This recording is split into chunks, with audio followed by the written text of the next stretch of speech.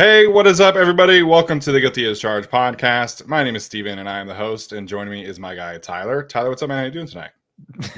I can't tell if I'm bummed or stoked. Bummed because I watched that game. Stoked because it's over. Preseason football is behind us. We had a real, actual college football game today. No Chargers football next week, so we're officially moving on to the regular season prep, and I'm super excited to get to that, and should be a lot of fun. So today we are going to recap. I don't know how much we're going to talk about the actual game, but we'll get to that point. I think the bulk of our conversation today is going to be centered around predicting the 53-man roster, which I think became a lot more interesting today after that performance, given the standouts from a few people there. So should be a lot of fun. On a bit of a serious note, we did not record this week. My family was dealing with a certain health issue that I don't want to give a ton of details out to anybody, but I sent out a tweet that we were not recording. I sent in the Discord that stuff was going on, and I just received so many messages, tweets, responses in the Discord that just really made me feel really uplifted. And I think my wife, Brooke, and I really needed that this week from our community that we've built throughout this experience.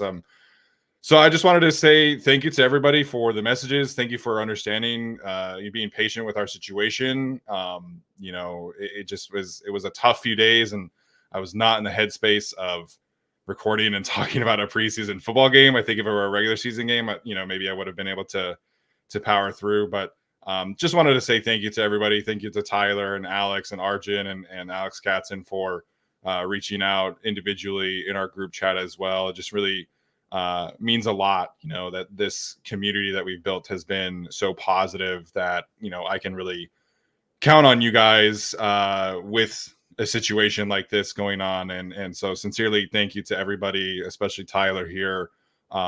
Just really means a lot to be able to have you guys in my corner like that. Yeah, we're very lucky to have cultivated over, our 5th season now, a really, really good community. And sure, like we're the guys who talk into the microphone or we're on YouTube, but you guys are the community. You guys are the ones that are out here supporting us. We mostly talk football, good seasons, bad seasons, really bad seasons, and bad draft picks and all that. But when it comes time to rally, I really feel like we've always been able to rally around each other, other fans. We've done Saturday fundraisers for other members of the community. Yeah. And it was really nice. And it is always nice anytime this community, this Guilty as Charged fan base can just take a step back and realize that there's more than just football, and that it's okay if we pause. It's okay if we take our time. It's okay if we need to put something on hold because, family, and that is certainly more important, especially more important than any preseason game. That's for sure. So, the great community. Seriously appreciate all your guys' support. Love to the Hagelin family, of course. Yeah, thank you guys. I appreciate that. So, had to say something there. Just the support has been just unreal in all facets of the week. So, we'll make up for it. Obviously, in terms of content, we've got a lot of great stuff planned for you guys during the season. We're going to have a very special interview episode next week, which we'll have more details there going on. But moving on to football, moving on to work has certainly helped me, get through this as well. So, like I said, not sure how much about the actual game that we're going to be talking about, but have a day, Tony Jefferson. We've been kind of waiting for somebody to kind of seize that 4th safety spot. And, we'll see if that actually comes to fruition in terms of the roster spot. But Tony Jefferson ended today 14 total tackles, 1 sack, 1 tackle for loss, 2 passes broken up. And then obviously the 1 interception and the 1 forced fumble. He also had an additional quarterback hit.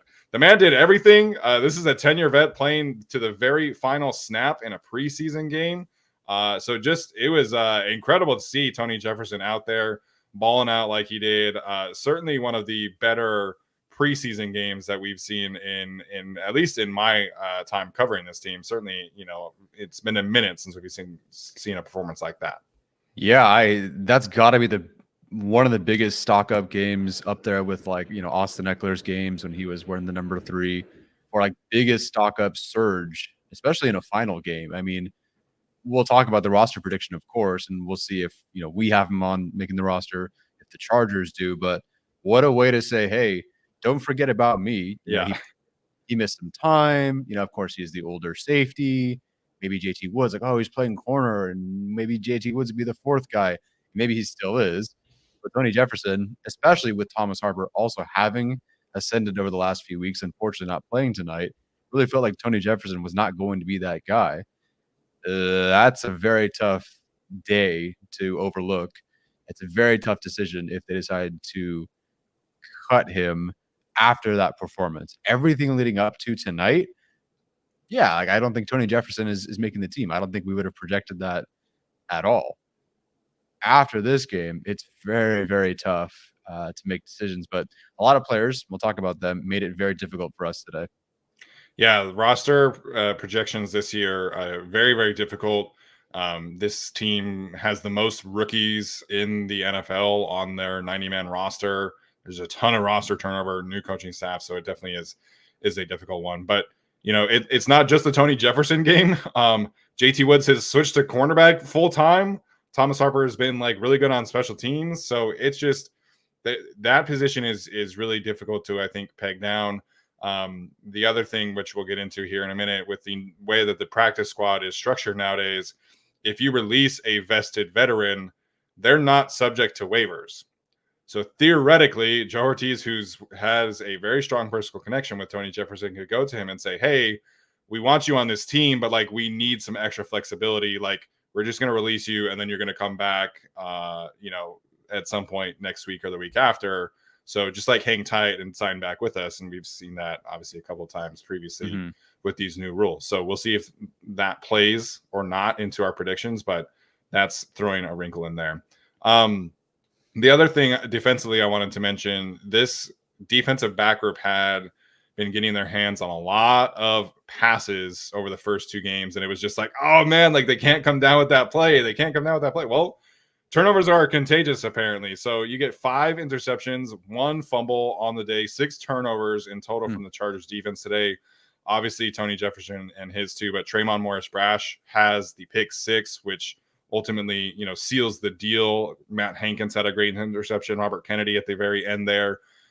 So this defense, I think, a lot of the like preseason guys are not going to start for this team. Right. But we've talked a lot about like this culture of aggression that this defensive staff has created.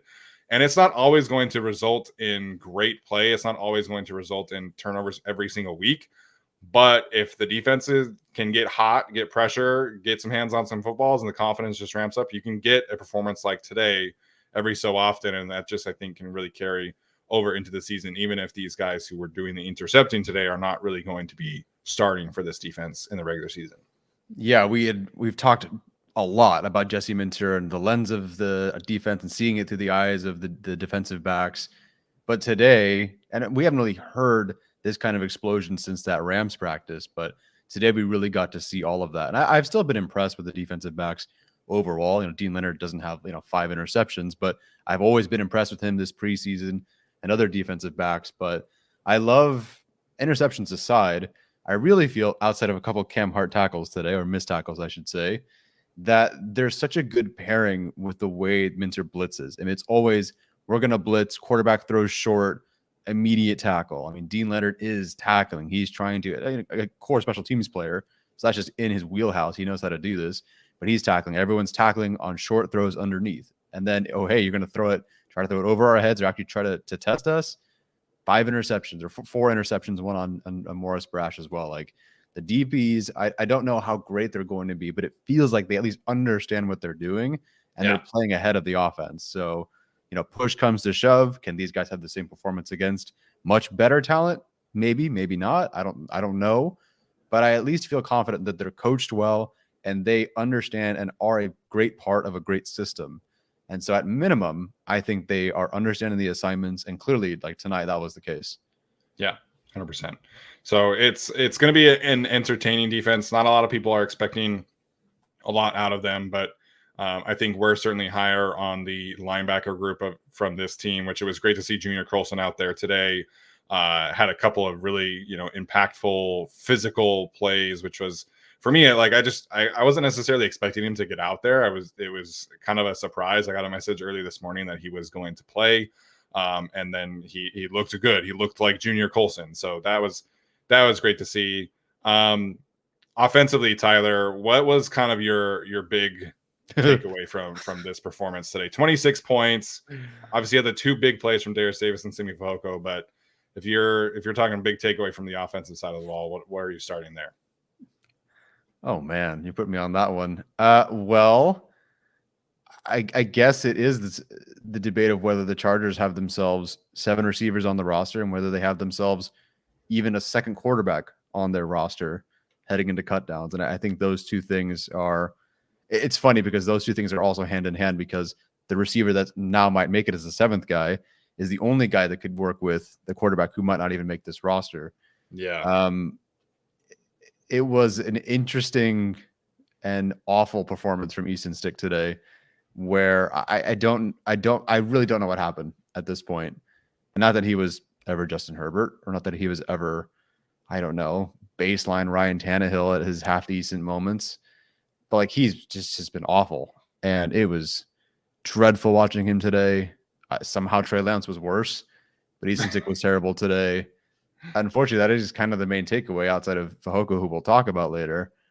Easton Stick, I don't. There's not a second quarterback on this roster. It's Justin Herbert. Stick might survive through 24 hours because they need somebody and they want to see if a Huntley becomes available, but they need another quarterback. That was awful. And we try not to be hypercritical or hyper positive either way, but he was god awful. Like an awful, awful, awful showing from an awful, awful preseason. Not very good. No, so on the day, if you include the Simi Fehoko 78-yard touchdown pass, 12 of 29 for 187 yards, 1 touchdown, 1 interception, 2 sacks, 60 passer rating, 6.4 yards per attempt.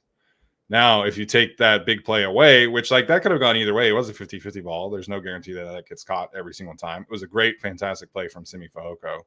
But you're talking about 11 for 28 for 109 yards. I think that averages out to less than 5 yards per attempt.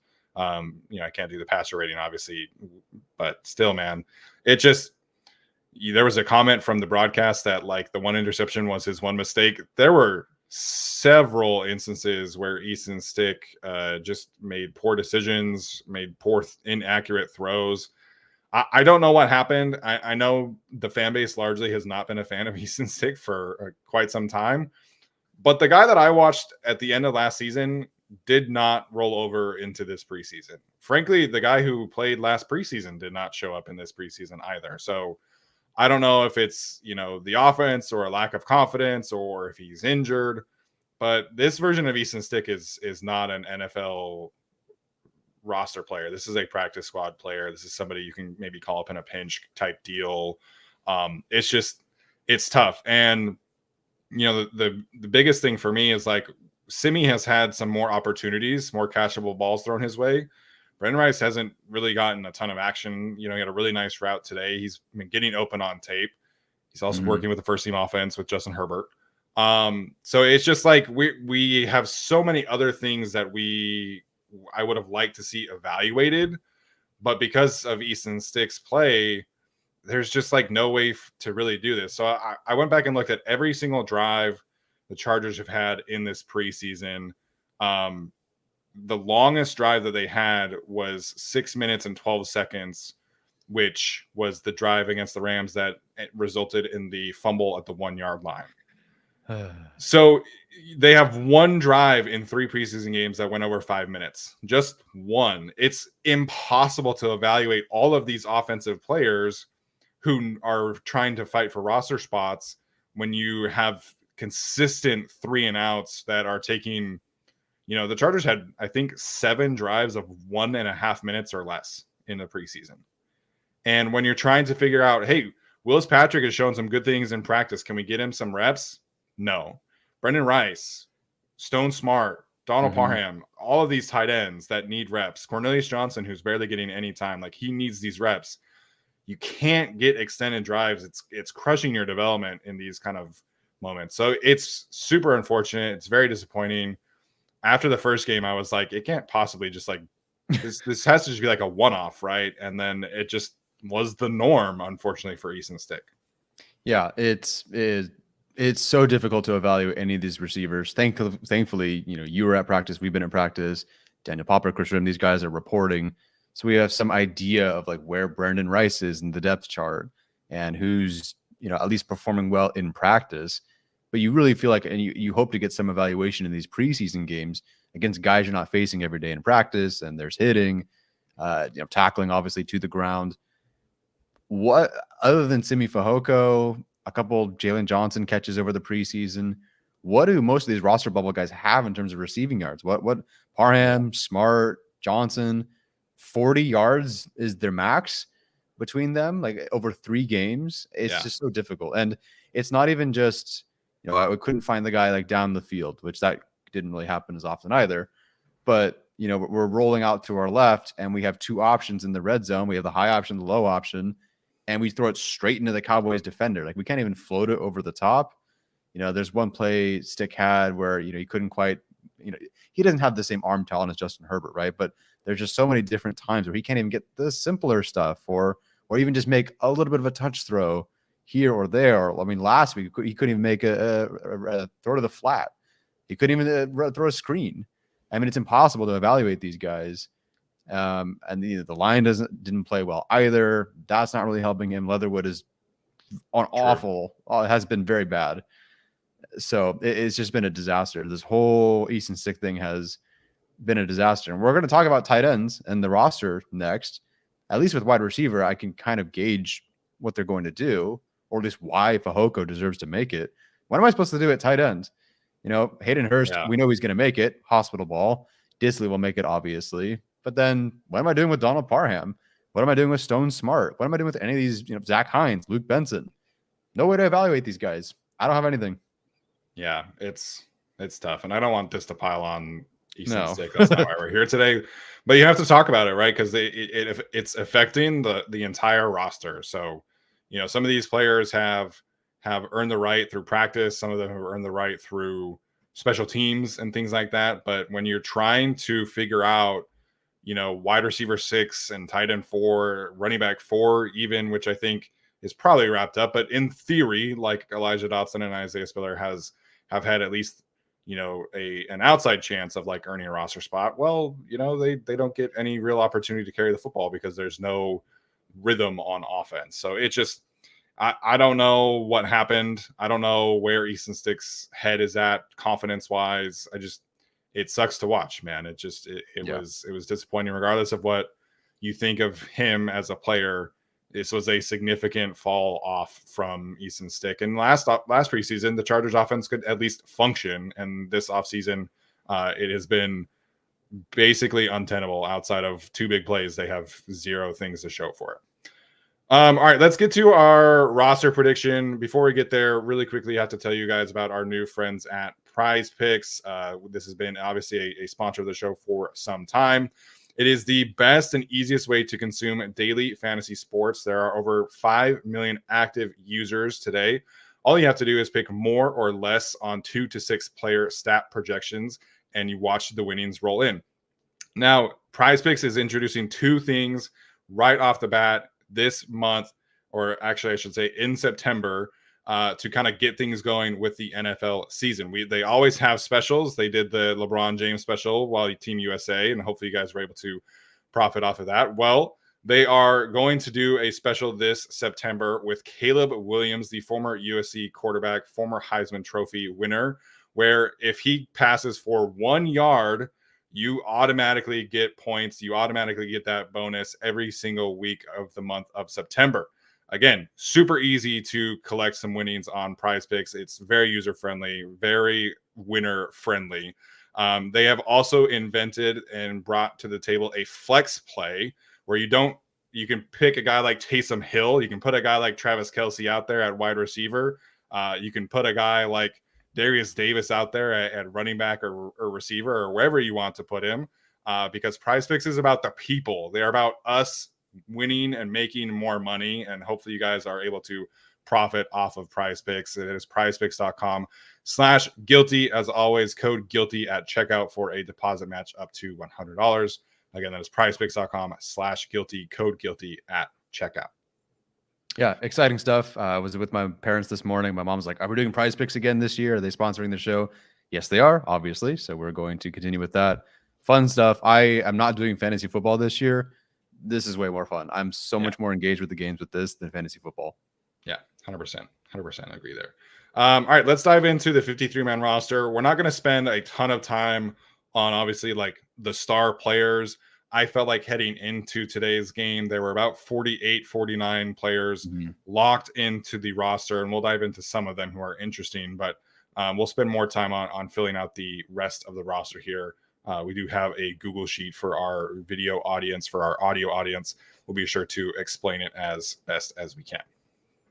All righty, let's bring it up and see what we got. This is the older one, so give me 1 second to switch to our new one. Okay. So quarterback wise, I do think Easton Stick will at least stay on the roster, like you said, for 24 hours. I think he's essentially kind of like the backstop, where if some of these other quarterbacks who they might like are not available, then they'll just, stick with Stick, no pun intended, I guess, and see what happens next year. Your thoughts on QB2 for Tuesday's roster cuts? I don't think they cut him outright. I think they would consider holding on to him, even with a Tyler Huntley. If he becomes available, if someone becomes available, I think they still hold on to Stick. But that's a shaky one. And that could be a Tyler Huntley has to ramp up for half the season, whatever it is, and maybe we make a move there. Someone gets injured, we got to cut Stick, elevate someone to the active roster. So I think Stick survives cuts, but I genuinely think he could also be gone by noon the next day. Yeah, I think that's totally fair. And until we see the other move, I think we kind of have to pencil him into the roster, though. Yeah, I agree there. All right, offensive line wise, I feel like this is pretty straightforward. Obviously, you have the starters: Rashawn Slater, Zion Johnson, Bradley Bozeman, who returned to practice this week; Trey Pipkins, Joe Alt, Jordan McFadden, Brendan Hymus, and Jamari Salyer, who also returned to practice this week. To me, this ninth spot, which I feel like has been kind of wrapped up for a few weeks here, is Foster Sorrell. He's played left tackle, right guard, right tackle, and I think playing at least well enough to merit a ninth roster spot just because he has that tackle flexibility. Are you also penciling Foster Sorrell into the roster? Yeah, if I had to pick, it's definitely Foster Sorrell. If there ends up being another offensive lineman, okay, totally get it. But over Leatherwood, absolutely. Yeah, Leatherwood has been a disaster. He was bad again today. Tyler McClellan got injured today. I wish him nothing but the best. Hopefully that injury is not as serious as it looked. I would have been interested to see a little bit more there, but for whatever reason, they just kept on trotting out Alex Leatherwood, even though he was stinking it up in the preseason. Okay, tight end wise, we mentioned this. Very, very interesting here. Will Dissly, Hayden Hurst, obviously locked and loaded. Some fantasy folks think Hayden Hurst can lead the team in targets, apparently, which I think is ridiculous. Considering Will Dissly, I think, has a good chance of out-targeting him as a tight end. Fourth tight end wise, Tyler, what's your thought process here? Yeah, this one is very tricky, again, because of the lack of evaluation. It's very difficult for us. See, the other thing is that Simi Fehoko makes this interesting as well, because Donald Parham does not play special teams. So you could have Simi Fehoko, if he makes the roster, play Stone Smart's role on special teams and be the same-ish kind of role, bigger body, very athletic, both receiving options. Perhaps Simi Fehoko plays that Stone Smart role and they go with Donald Parham instead, especially for the red zone stuff. I just feel like this offseason, especially with some of the nagging injuries, it really does feel like Donald Parham has been an afterthought. Whereas before, I don't think he has been as much. He's also been injured many off seasons. Yeah. But it really does not feel like this offseason they really made him a priority in any way, shape, or form. Definitely not in the preseason. So I think I would go Stone Smart here, but I would understand if they went with Parham here because maybe Simi Fehoko is the special teams adjacent for Stone Smart there. Yeah, the Donald Parham part of this equation is tough because I think you could make a real argument that he is the most talented pass catcher at tight end. But he struggled with injuries throughout this offseason. He has not progressed as a blocker, and he doesn't play special teams like Tyler mentioned. Right. Literally, I was surprised to see that he literally has 0 special team snaps on his resume, Yeah. like not even like field goal protection or anything. Stone Smart is a core 4 special teams player for this team, and Ryan Ficken has a very, very real say on the back end of the roster. But it's not just that. I think Stone Smart has taken a pretty significant step forward in his development, especially as a blocker. When I was at practice the third time, the Chargers did this tight end pass blocking drill where they had to block edge rushers, linebackers, and safeties. And Stone Smart was Hayden Hurst didn't practice that day, but Stone Smart was the second best blocking tight end that I watched that day. And Parham, unfortunately, was probably the worst. So it's just the traits have not matched the production, have not matched the health. So I think tight end 3 is very comfortably Stone Smart. The debate, I think, is can they keep a fourth one? And maybe that's where Donald Parham can carve his name. And so we can revisit that if we want to. Yeah, let's do it. Once we fill out the rest. So let's at least have Stone Smart for now. Yeah. Okay. Yeah, I think that's pretty comfortably Stone Smart as tight end 3. And I think that we were going to talk about this on the show. Tucker Fisk would have been the fullback.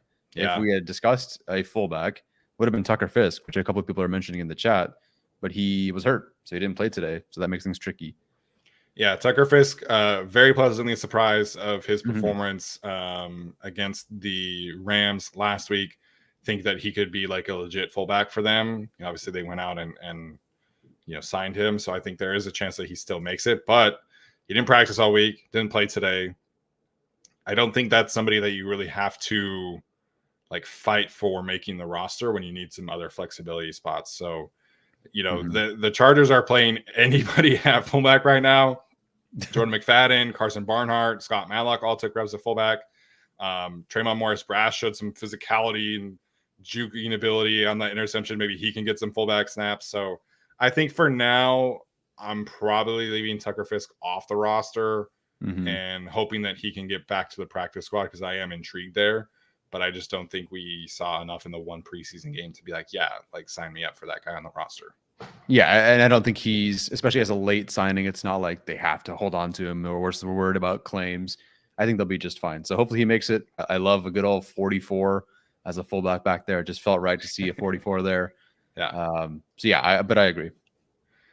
All right. Running back wise, Gus Edwards, J.K. Dobbins, Kamani Vidal, locks. Vidal didn't even play today. I don't know if that's injury related or if that's like his role is just locked up related.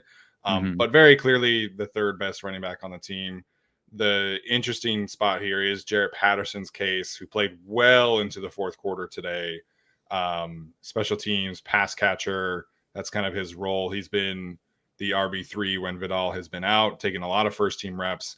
Do you think he makes the roster, Tyler? I do. I do think they go with 4. I think all 3 of the guys in front of Patterson, if Vidal's the third guy, have question marks and injury question marks as early as this offseason. I just think they've leaned into him too much. He's played too much first team in practice. I think he does end up making it.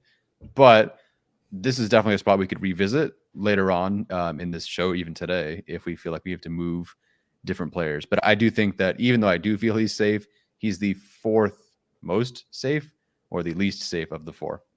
Yeah. I lean towards having him making the roster, but I think we can revisit that, like you mentioned. Okay. People asking about Isaiah Spiller in the chat. Was probably the worst running back on the Chargers in the preseason. Elijah Dotson showed some real burst and growth this year. I hope he can be back on the practice squad, but Isaiah Spiller, man, just like never really got into a groove. Maybe it was a playbook thing. I don't really know, but that was tough to watch all year. All right, receiver wise, we obviously have DJ Chark, Josh Palmer, Lad McConkey as the three starters. There's been some debate about DJ Chark's role. I don't know what to tell anybody who thinks otherwise. He is comfortably their starting X wide receiver. It's not even a question. Mm-hmm. So he is not getting cut. He is very much an important piece on this team. Quentin Johnston, Darius Davis, we both have making it. When I made this, I did have Brendan Rice on this roster. I think heading into today, he was, in my opinion, a roster lock. He's been getting, like I mentioned, the reps with the first team offense, impacting the practice field with Justin Herbert. Mm-hmm. But Fehoko has been the most productive player among this group in the preseason. He's been impactful on special teams. He blocks his ass off in the run game. This is a much closer debate than I would have thought a couple of weeks ago when I just had Brendan Rice as a lock. So, Tyler, what are your thoughts about Rice versus Fehoko as wide receiver 6?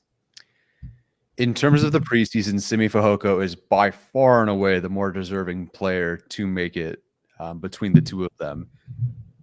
The team probably feels differently overall in that Brendan Rice is their sixth guy. I do think Fehoko now makes it as the seventh guy. I don't see why you'd want to remove him from your roster. At a minimum, he will contribute on special teams. He plays well on special teams. He's kind of what you want as the back end wide receiver for your team. You know, he's not the guy you invested a ton in. He's not a superstar, at least not yet. But he plays special teams. You can start him in a pinch. He can catch you one good touchdown. We'll all go crazy for it. And he has been productive. I don't know what the receiving tallies are, but I'm pretty sure it's like Fehoko 160 yards to the next closest maybe being 60 in the preseason. And this kind of feels different. Like I genuinely do believe, unlike a Bandy or a Prohl or whoever it's been in the past, yeah. I do feel like Fehoko actually has a genuine shot to make it and should make it. And then Jim Harbaugh, of course, came out this past week and said, you know, competitors welcome, and Fehoko is starting to separate himself. Again, I'm not really entirely sure from who. Definitely from Cornelius Johnson, I think 7 make it, which is honestly, I don't know. We talked about this, right? We had them making 7, but I didn't just had Cornelius making it. Yeah, as a draft status, right. But absolutely. My only question, even though I think Brendan Rice makes it, is they feel they're very high on Brendan Rice, obviously. Plenty of first team reps, great in practice. He did fall to the 7th round in the draft. I'm curious what they think they could do in terms of playing the game. Yeah. Because like nobody drafted Brendan Rice till the 7th round for whatever reason. Maybe it was a medical thing, so that might change things because obviously he's healthy. But like the NFL didn't want him until the 7th round when the Chargers took him. And if the Chargers didn't take him, how far would he have fallen? Would he have been undrafted? I don't know. Yeah. So I'm curious what they think the NFL will do when they're trying to play this game. Yeah, when you're talking about like stashing a player on the practice squad, there's obviously a lot of factors here. I think Fehoko would comfortably make it through waivers easier. And I also kind of wonder if Brendan Rice, if he gets cut and he doesn't get picked up on waivers, does he go, you know what? I can go do better than wide receiver 6 on another team. Mm-hmm. So I do wonder, just like from his status as a college player, he's Jerry Rice's kid. Even though he was the 7th round pick, like most people thought he was going to be an early day 3, if not late day 2 pick. I wonder really what are their chances of bringing Brendan Rice back. I think they're honestly kind of low. And from that standpoint, I think that to me means that they should keep Rice and when we did the initial 53, it was like, you got to keep these young guys because you have so much uncertainty. I still think that logic applies. True. I still think they need to invest in Brendan Rice's development. So even if he wasn't like super productive in the preseason, Greg Roman did say it's not really his fault, this week in practice. So, he's been getting a lot of, positive play in practice with Justin Herbert at quarterback. It was not great with Easton Stick, but I still think there's enough there for me to try and keep Brendan Rice. Mm-hmm. The debate is Simi somebody who can pass through waivers? Is he somebody who wants to pass through waivers also? Like, I think it's just, you got to kind of play that game. I think for now, I would think it's 7 receivers over the 4 tight ends, if that's kind of how we want to look at this, sure. Just because I don't think Donald Parham has done really anything to kind of No. merit a spot over Fehoko. So I'm cool with having Fehoko in there for now. And if we need to free up a spot when we do defense, and we've got to hurry that part up. But I think we put Simi Fehoko in there for now. Yeah, I agree there. All right, so we'll go Simi Fehoko. I'll just place him here because why not? Yeah. And yeah, I agree. And if you want to chalk it up as it's 6 receivers and 1 returner, fine, whatever. Yeah, that makes you feel better. Yeah. So obviously, Chargers are very set at kicker, punter, and long snapper with Cameron Dicker, J.K. Scott, and Josh Harris. So right now we have 28 players rostered, including offense and the specialists. Let's get to the defensive players next year, Tyler. Sounds good. All right. So we know Khalil Mack, Bud Dupree, Joey Bosa, Tuli Tuipulotu are going to make the roster. I didn't know this was a thing until today, but the Chargers can place 2 players on injury reserve before Tuesday that will be able to return at some point throughout the season. So it used to be if you place a player on injury reserve before roster cuts, that player's season is over, and they're on your team. They're just not. They're on injury reserve. They're not on the roster. Mm-hmm. I think Chris Rumpf, if the old rules applied, I think they would keep him and then place him on short-term injury reserve after that on Wednesday. But they don't have to do that. So they can place Chris Rumpf on that right away and be able to essentially keep him on the roster. I think that is what happens. Mm-hmm. I think Tremon Morris-Brash has done enough to make this roster. He's worked with the first-team defense. He had a pick 6 today. He's had a sack. He's had run defense. He's had everything. He's really shown a lot of progression. I'm very excited to watch the film back because he had a couple nasty spin moves today that resulted in pressure on Trey Lance. I think Morris-Brash has done enough for me to pencil him in on this roster, especially with Chris Rumpf being able to go towards injury reserve right away. So I'm excited about his development, Tremon Morris-Brash that is, and I think he's earned a roster spot at this point. Ooh, okay, that makes things spicy. Because so just looking at what we have currently, we have 20. We had 28 from the offense and special teams, which means we have 25 we could add to the defense. Yes. We only have 1 spot left based on who's right here right now. Yes. That's including T.I. or Tarek, because we already had him. You added him to the chart, which means we might be short of safety. So let's tentatively put Tremon Morris-Brash, but we can come back to it for sure. I believe he's earned it. He definitely has earned it. That is for sure. Yeah. Okay. So we can workshop some things, but yeah, I think Morris-Brash has earned the right to be on this roster. Mm-hmm. Okay. Defensive tackles, we're thinking 6 there as well. It sounded like it was only 5 spots for a while, but then T.I. Tart, you don't go get him immediately after he becomes available and drop him. Yeah, I think we're comfortable, or the team is comfortable with the 5 being Poona Ford, Morgan Fox, Taylor Tart, Scott Matlock, and Otito Ogbonia got a pretty big shout out from Jesse Minter today, saying he's taken a huge jump. He didn't even play today. Like, he was considered a starter who did not play. So that is essentially locked up. Scott Matlock did play today for what it's worth, although I feel like I saw him more on offense, frankly, than defense. What are the chances that they cut Justin Eboigbe? Because he has not really had a strong camp or preseason like I would have hoped. Mm-hmm. He was a 4th round draft pick. I think they, again, need to invest in his development.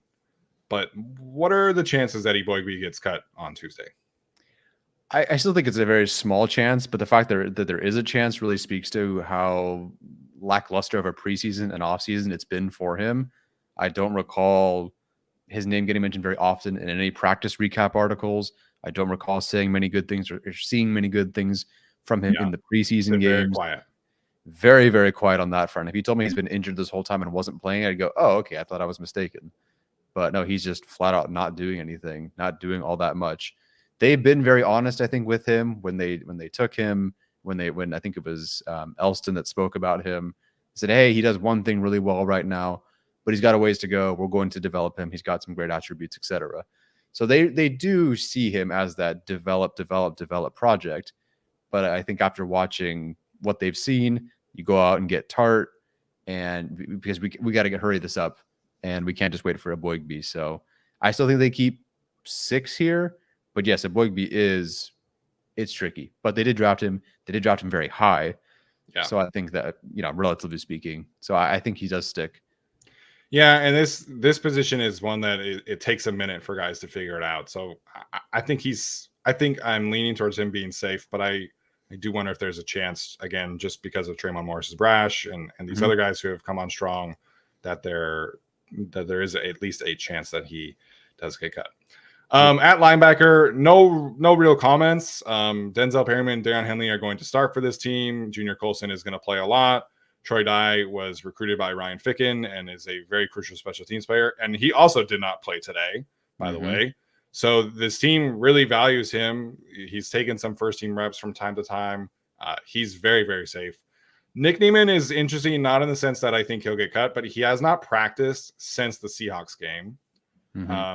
That could be another spot that is set for the injured reserve aspect of things here if they wanted to kind of play that game. I don't know where his health is at, but we have not seen him practice since the Seahawks game. So it's been a minute.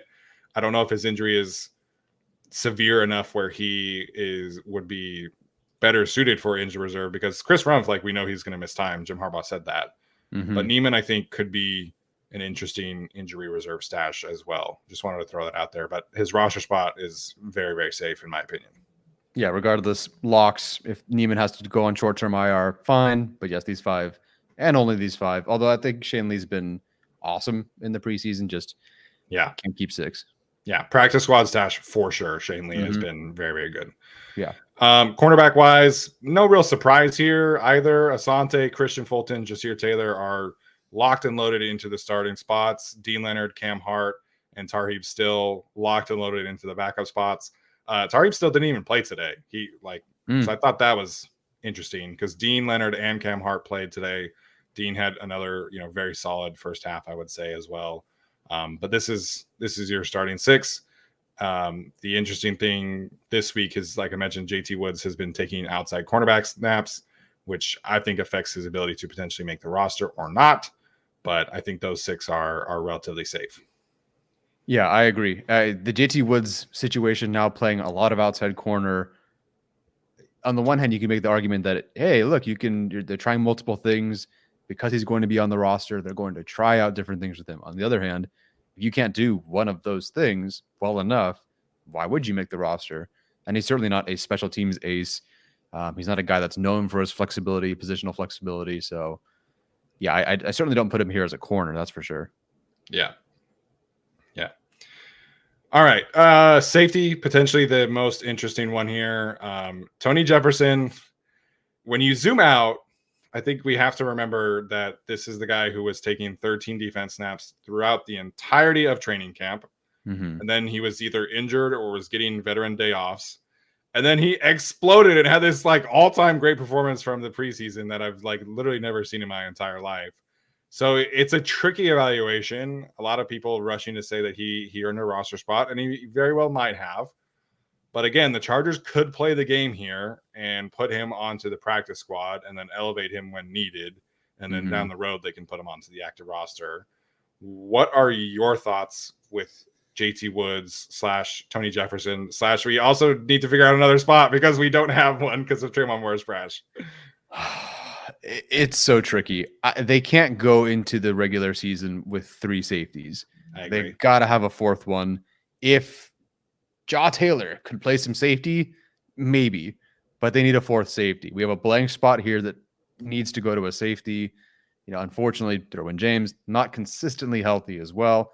Gilman's missed some time, and Finley is, I think, going to be very good, but we still don't know a ton about him. They need another person here, which makes me feel like Tremont Morris Brash would have to be cut unless we cut someone on offense. Of course, then we go back to the receiver question.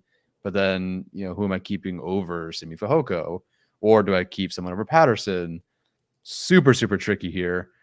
Between the 2, I was assuming that JT Woods was going to be the guy most of the way. But the performance tonight and then them changing what JT Woods is doing suggests that, honestly, it suggested that Thomas Harper was going to be that guy. If he had played tonight and he played well, I think it's Thomas Harper. I think Thomas Harper makes it. Yeah. He didn't play and supposedly is injured. So it's tricky. Flip a coin. I don't know. We can flip a coin on the show for Jefferson versus Woods. Yeah. I think it's so difficult because JT Woods has truly been nothing but a disappointment so far in the NFL. So what are we holding on to him for more? And yet, as you mentioned, he was playing over Jefferson for almost all of training camp. Like, he was the guy who was out there. He has been playing special teams at least, so that's a thing. But is he going to ever have a performance like Jefferson had today? Can he do it? Is Jefferson playing for special teams, by the way? Did Jefferson play special teams today?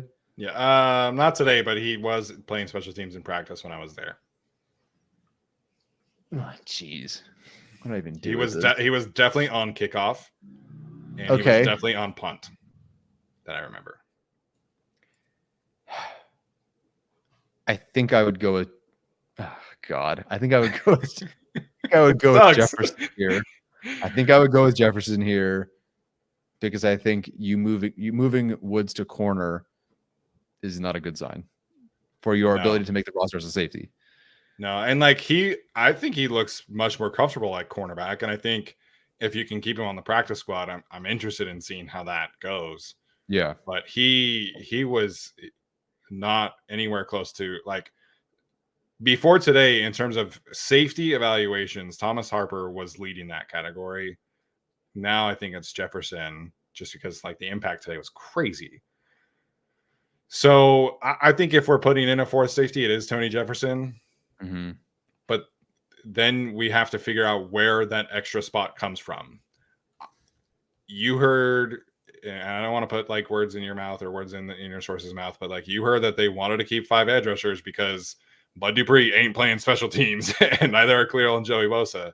So I do think they need that 5th edge rusher spot, and I think Tremont Morris-Brash has shown enough to warrant that spot. So now it becomes, in my mind, I'm looking at Tremont Morris-Brash as safe. I think this final roster spot to me comes down to Jefferson or Simi Fehoko. And I think you're trying, and I guess Jared Patterson can be thrown in that ring too. But I think Tremont Morris-Brash is important enough on special teams and on defense where I'm keeping him and trying to find the other spot elsewhere. Oh boy. Yes, there was an edge and is a 5th edge spot that they were looking into. The calculus changes when you lose Chris Rumpf, then Andrew Farmer, and then Ty Shelby. So I don't know since then how things change because the 3 other guys competing for that spot, and then for a minute there, Savion Jackson, who came back. It really just came down to Morris-Brash. I think Morris-Brash has done enough to warrant a roster spot. I don't think that they fill it initially with Morris-Brash. I think they keep the 4 safeties, and I think that Morris-Brash is someone they hope clears waivers and then comes back. And if not, they might feel comfortable with Collins. And if not, they do have 4 edge rushers still, and technically 2 legal play special teams. And if not, Chris Rumpf could also just come back in 2 weeks. I don't actually know what his long-term outlook is. IR has to be 4 weeks. Well, I mean, if he's not going on IR, right? If he's hey, you have 3 weeks and you're just going to miss week 1, yeah. I'm not cutting Simi Fehoko though. I don't think. I think Morris-Brash still has a better chance of clearing waivers than Fehoko, in my opinion. Okay. Man, I think this is probably our biggest podcast disagreement in a very long time. It's tricky. Honestly, the easiest answer is to cut Jared Patterson, but you tell me he's not making it. Yeah, I can't because from our perspective of making a roster, but then they've had him at RB1, or with the first team so many times. So yeah. Patterson would be my choice to cut, but I have a really hard time seeing them do that. The easiest cop-out answer would just be cut Tony Jefferson and say, hey, they're going to do the vested veteran thing. But how can you cut Tony Jefferson after what he did today? And even if it's not Tony Jefferson, it could just very well also be JT Woods. I think there's a 4th safety in there somewhere. Whoever it is, it just depends on who it ends up being. Are we gonna cut Jared Patterson and be super wrong? If that's where we're wrong, I don't know. I think this team really, really likes Trayvon Morris. That's the thing. Yeah, well, yes, 100% agree. He's been shouted out. He deserves to make it. Yeah. But like, okay, yes, chat. Not Tony Jefferson. Well, Jefferson, yes. Jared Patterson is definitely. I think he is clearing waivers, right? Like he's the guy who clears waivers. He's a journeyman at this point. He would clear waivers for sure. He has the most investment from the team so far this entire offseason. Yeah. Like if Vidal didn't show up last week, Patterson was RB3 easily. So my eyes tell me that the easy choice here is Patterson. But Greg Roman loves Jared Patterson. Like he speaks about him unprompted every single press conference.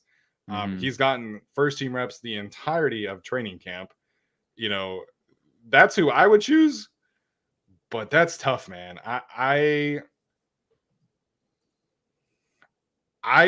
feel like this team is not going to cut Trayvon Morris Brash. Like I think that's not really the debate for me. To me, it's 4 running backs or 7 receivers. I think we have to make this cut on offense. I think it's Patterson or it's Fehoko or Rice. I think one of those guys is your last cut. That's how I mean, yeah, okay. So in theory, feeling and interpreting the worst situation. Worst case scenario, Patterson gets claimed. They could just have Dotson be their roster stash. Yeah. But Greg Roman loves him, man. All right, we can. It feels so stupid because I feel like cutting Patterson is dumb because he's actually the person who touches, like who plays with the first team offense. Okay. All right. The bigger risk on waivers is Simi Fehoko. Yes. But Jared Patterson has been getting much more reps on first team offense and plays special teams. Simi Fehoko also plays special teams. I think we just kind of bite the bullet and cut Patterson. And if we're wrong, at least we're betting on Simi Fehoko and Trayvon Morris Brash to be wrong. Yeah, and Morris Brash would give you an undrafted free agent who makes the roster. So, which feels, right, obviously. Okay. Greg Roman's going to have 3 running backs and 7 receivers. Let's do it. That is how they're constructing this offense. Oh, man. Okay. That was tough. This is the toughest roster construction I think we've ever covered, in my opinion. Yeah. And half of it because Tony Jefferson came out of nowhere and had an insane game. Yeah. So, yeah, this is – but I like Trayvon Morris Brash making it. If we find out more about Chris Rumph, and he's like, oh, they're fine. Like, he's fine. He'll be fine in 2 weeks. Then, oops. Yeah. But not doing the practice squad, guys. We're not doing the practice squad. We can talk about some other guys later on. So we're gonna live react to the actual roster cuts. At that point, we can talk about who we want on the practice squad. But we are out of time tonight. So I hopefully you guys enjoyed that. Running quick, we'll run through it real quick. If you can go to the offense for me, Tyler. Offensively, Justin Herbert, Easton Stick temporarily. Rashawn Slater, Zion Johnson, Bradley Bozeman, Trey Pipkins, Joe Alt, Jordan McFadden, Brendan Hymas, Jamari Sawyer, Foster Sorrell, Will Disley, Hayden Hurst, Stone Smart, Gus Edwards, J.K. Dobbins, Kamani Vidal, DJ Chark, Josh Palmer, Lad McConkey, Brendan Rice, Quentin Johnston, Darius Davis, and Simi Fehoko. Special teams, Cameron Dicker, Jacob Scott, Josh Harris. And then defensively, we have Khalil Mack, Joey Bosa, Bud Dupree, Tuli Tuipulotu, Morgan Fox, Puna Ford, Scott Matlock, Justin Eboigbe, Tahir Tart, Otito Ogbonia. Linebacker, Denzel Perryman, Theon Henley, Junior Colson, Troy Dye, Nick Neiman, and then Asante, Dean, Christian, Cam, Ja, and Tariq Still. And then Alohi Gilman, Derwin James, Tony Jefferson, and AJ Finley rounding out the 53. Tyler, any final thoughts before we head out? We're going to be so wrong about that, but whatever. We had fun. It's about the friends we made along the way. Yeah, totally. All right, you guys. Vidal, I'm sorry, Thomas Martinez. Yeah. I promised to learn about oh my gosh, I can't even say his first name. Kamani Vidal. All right, we'll get it in one day. All right, guys. Appreciate you so much for tuning in. Honestly, like I said, I appreciate all the support throughout the rest of the week. We'll be live on Tuesday evening to react to the Chargers roster cuts. We are very, very close to those happening. The Chargers might do some cuts along the way, but Tuesday evening after the rosters are officially final, we will be live, and then on Thursday next week as we ramp up closer towards the season. All right, you guys, make sure to like, comment, review. All that stuff does really help continue to grow the show, and we'll see you on Tuesday. This has been the Guilty as Charged podcast. As always, what's up?